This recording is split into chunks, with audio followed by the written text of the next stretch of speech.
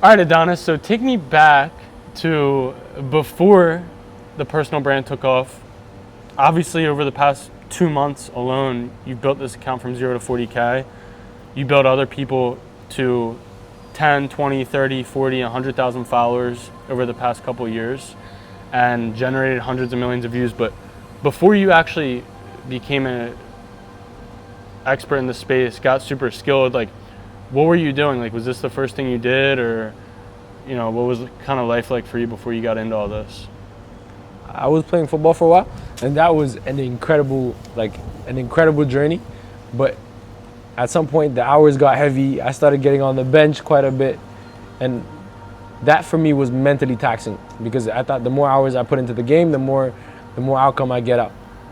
I got injured, and my coach just stopped looking at me with the same sort of love that I used to.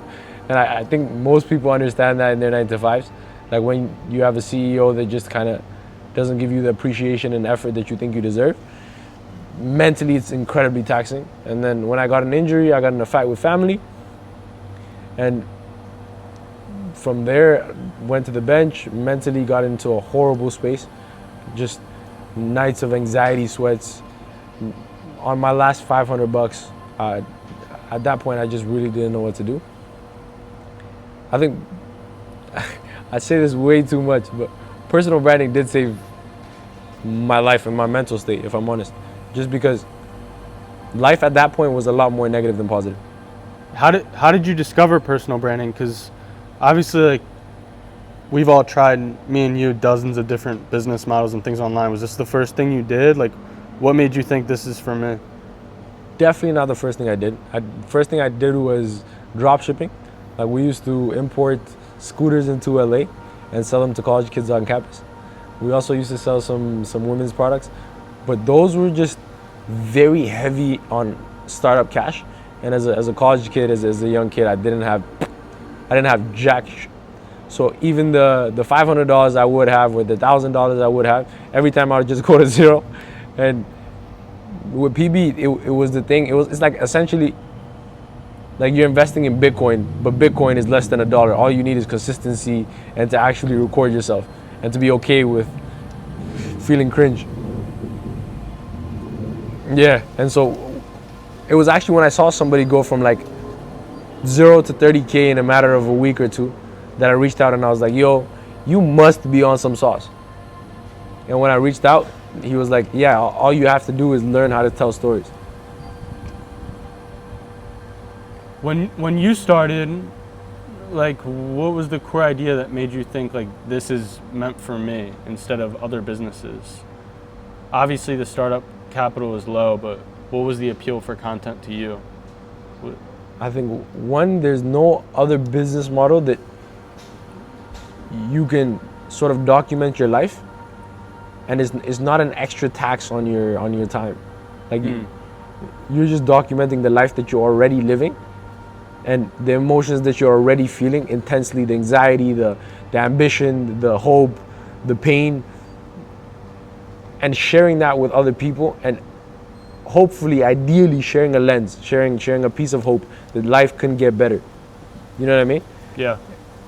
Well, yeah, when you started, what was the initial message or topic that you decided to build your brand around? Because, a lot of people don't even know where to start with content.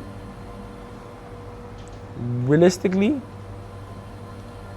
most people start with like a crazy goal. Like, you've seen this, I've seen this. Day 1 of 30, starting a business from scratch. Day 1, running every day till I run 100 miles. Like, everybody does this sort of business model. What I did is what most businessmen should do: go super pain heavy. The reality is most of our businesses start from a place of, this was an immense problem that I had in my own life, and I wanted to fix that for myself, and I saw the like crazy impact that it had on my own life, and I wanted to give that to other people. So with me, it was taking care of my health, it was Christianity, it was finding a community of loving individuals. And so I really showed my alcoholism, the getting lost in women, and then getting out of that, progressing to be in shape, going from a place where I didn't really like myself to building a life that I was in love with. It's just being excited to see the people every single day. Okay, so you decided to build a personal brand, and like you just talked about the first steps a bit, understanding your existing pain points and building around that. But what were your first practical steps when you got started that really started to move the needle for you, that a lot of people don't understand? Structures. I think without understanding a real story structure, it's very difficult to keep somebody throughout an entire video. You know, like you want to keep constantly switching the pace. Life, even business, even what we've built, even to the level that we've built it to 30, 40, 50K a month, you still have problems. Things that hit you all the time and you're like, you have zones where you're procrastinating, where you're overthinking. Like, it's those moments that you want to place in your actual storyline. You're not essentially just giving out a highlight reel, because that's what everybody does. And if that's the only thing you do, people feel like you're lying, you're being disingenuous. So learning to build a story with the ups and downs keeps people emotionally attached to you and makes that video go viral. You feel me? Yeah, and I know a lot of people want to post content, but some people get a bit scared. Did you kind of have that fear of putting yourself out there, people judging you, or was that not really there for you as much? 100%. And two people in particular, more than two people in particular, but I had an ex from high school who I promise till this day that might potentially be my girlfriend in the future. Fingers crossed. And she did come out to visit me, so if you see this, let it be. But I've always wanted her to see me and kind of think I was like, you know, a worthy of her love, which kind of sounds a bit cringy, but I'm gonna say it how I feel it. And so getting in shape, taking care of my hair, growing it out, I think starting a business, a lot of this was in pursuit of being a man who's worthy of her appreciation, of her love. And I didn't want judgment, bro. I didn't want judgment. And the second was my family, bro. When you're talking about pain points that are as deep as the ones that I talk about, you get a lot of backlash from your family. And so on the other side of that, the only way you can positively impact the world with the pain that you've had is by going through it, but verbalizing it to other people so that they can understand that they're going through the same exact thing that you once went through, and showing them the way out. You can't have that impact if you refuse to show your pain. So yeah, I guess we just have to show that to the world. Yeah. Okay. So yeah, and take me back to the earlier days with content, because like people will view your account and you get tens of thousands of views every video, and obviously they're like, oh well, it's easy for him to post, success is guaranteed. But were you posting to 0 views for a while, or when did you get the first sign that this was actually working, and how did you tough it out when it wasn't working? Okay. To be fair, it wasn't working for a bit.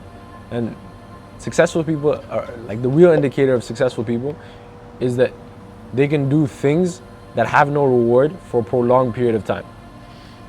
And then someday in the future, they get rewarded.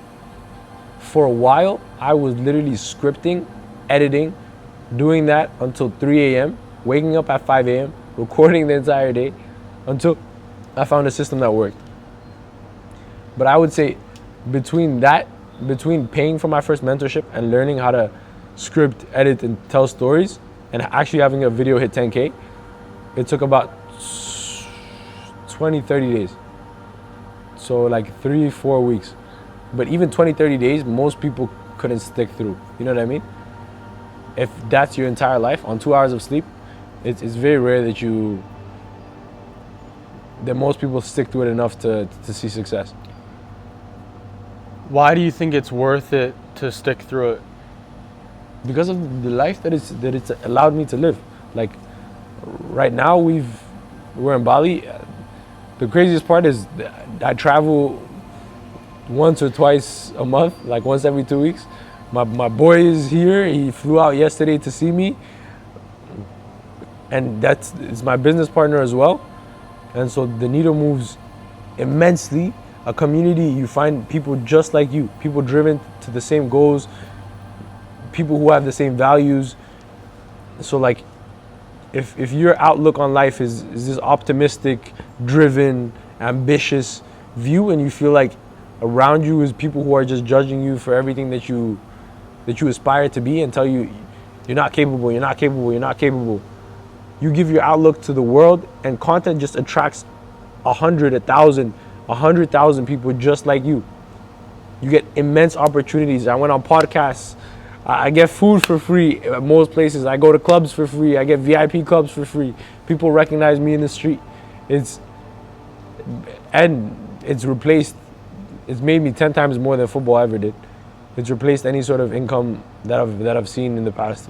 Yeah, let's talk about the money as well, because people see content and they're like, okay, how do I monetize this? And a lot of people don't realize that you already have a high income skill and content just taps into it. So kind of go into let's talk about the money in terms of how did you go from getting views to actually getting paid? What was the very first dollar that you made from your content? Because I think you have a pretty cool story with that.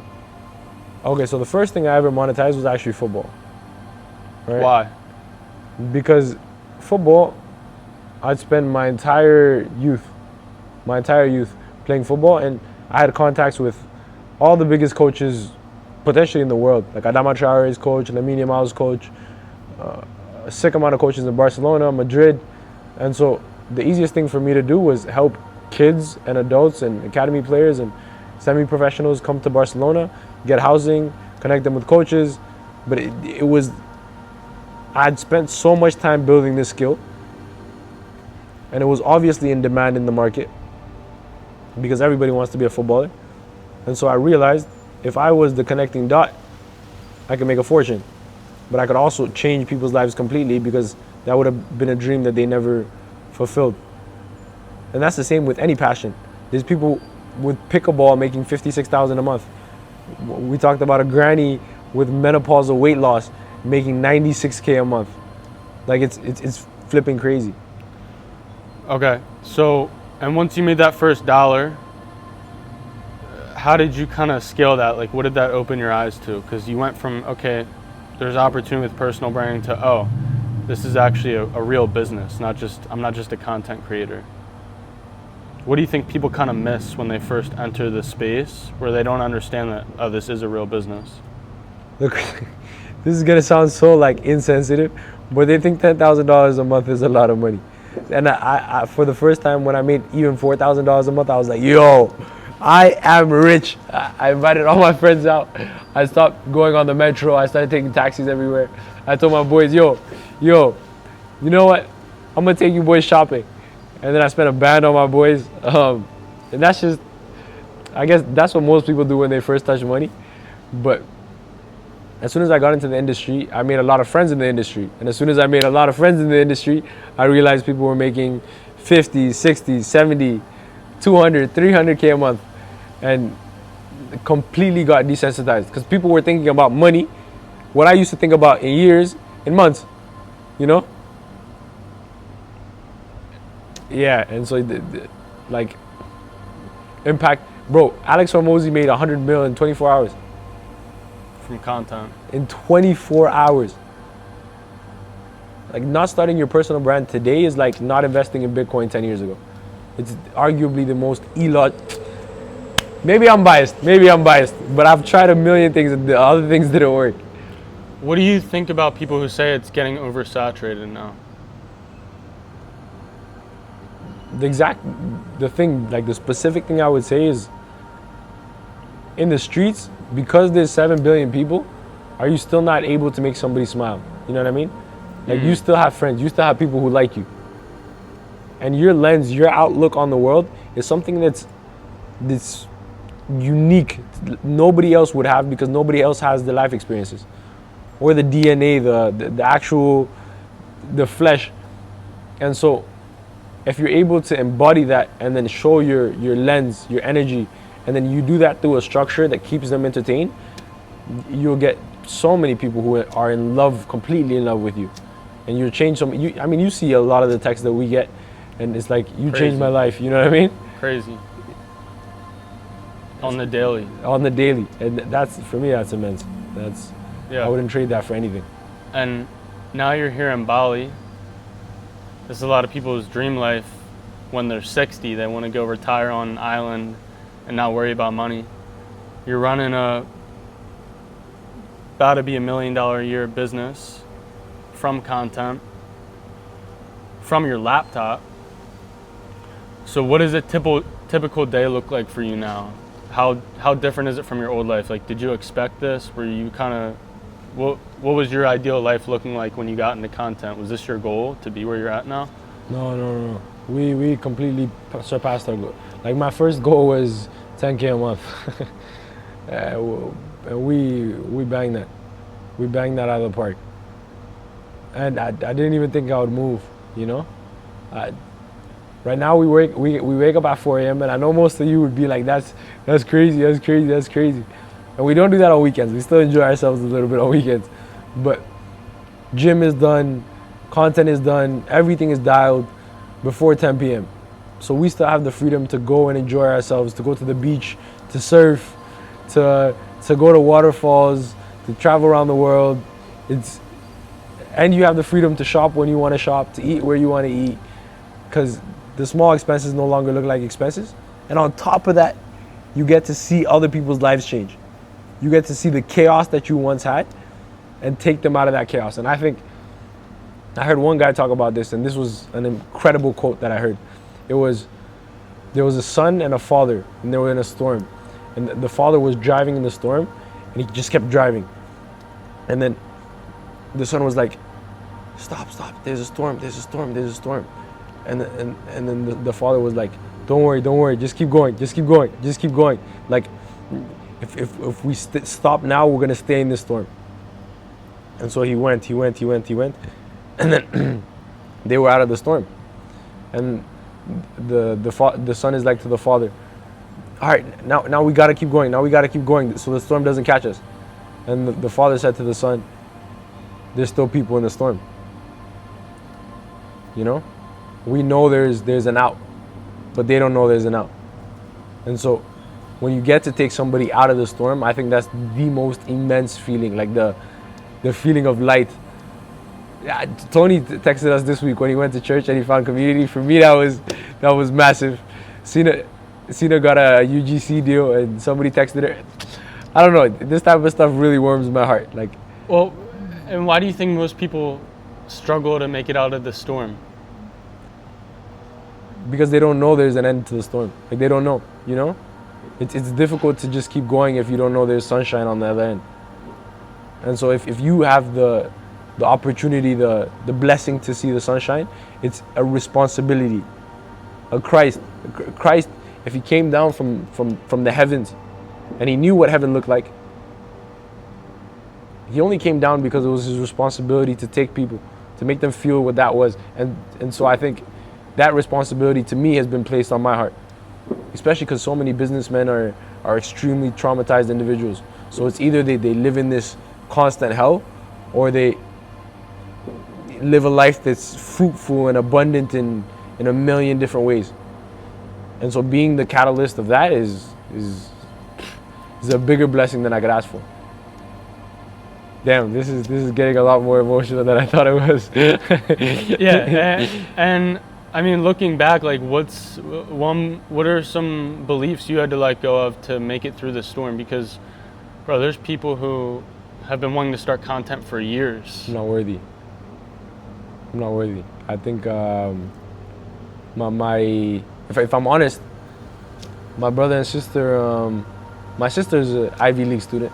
She's in university, top of her class my entire life. She went to Brown. Now she's in med school.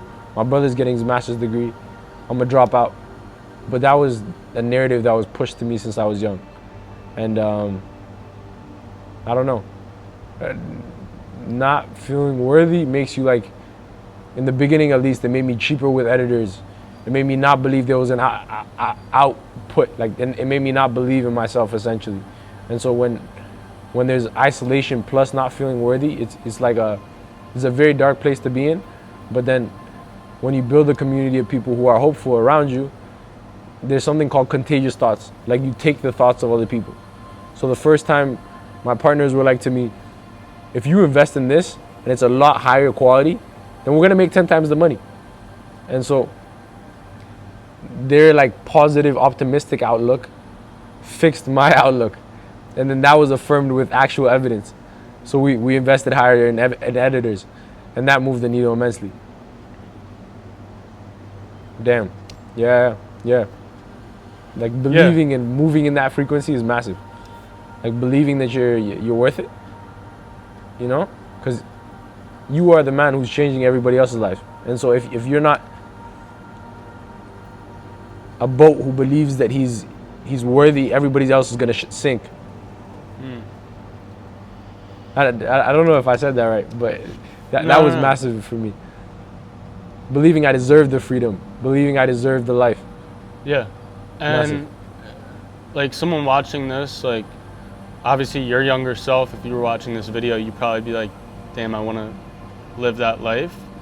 What's the first step that you would tell your younger self, or someone who's kind of in that storm right now, and that frustration and that feeling of being stuck, whether it's in a job or, you know, the university, or going down a path they don't want to live? What's the first step that you would tell your younger self or that person to take? First, I would tell them to realize it will never end if you don't move. If your community stays the same, then you still push the same narratives. And if that narrative is, I'm not worthy, then something needs to change. If you want to build a better life, you have to be around people who are hopeful about their future. And so building a community is massive, but if we're talking just in content, I would say learning first to be the person that other people can look up to. And that doesn't mean that you have everything perfect around you, but it means that you have everything right up here. Like, you believe that heaven is coming. And so if you can give that outlook to other people whilst you're in a stressful situation, whilst you're in hell, essentially, if you can tell them, there's heaven, there's heaven, there's heaven, there's heaven, they're going to be looking to you to have that sort of faith. And that will move the needle immensely. But in terms of content, I would say content, all it is do you like spending time with me? You come on my page, do you enjoy the time that you spend? Right? Yeah. And all that is okay, if I'm your friend and you see me always smiling and I'm like, yo, let's go surf, let's go have a good time, let's take care of our health. One, you know that I'm good for you. But two, you know that I'm gonna make you, like, you get a dopamine release. So if you're creating content, the best way to structure it would be negative to positive, intense as possible. Negative to positive, shit to hell to heaven, and as intense as possible. Push yourself to the absolute max. And then other people will be like, okay, he holds himself to a different standard. That's the standard I want to hold myself to. I'm going to follow this guy. You have to be someone worth following.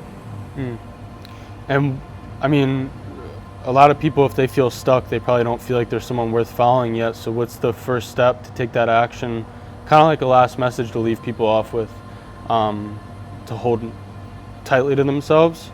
That first step of action to take if they don't feel like that they're that person worth following, or they don't feel like it's the perfect time yet. The first step, the first action they need to take to start a PB, or the first action that they need to take to change their lives? Change their life.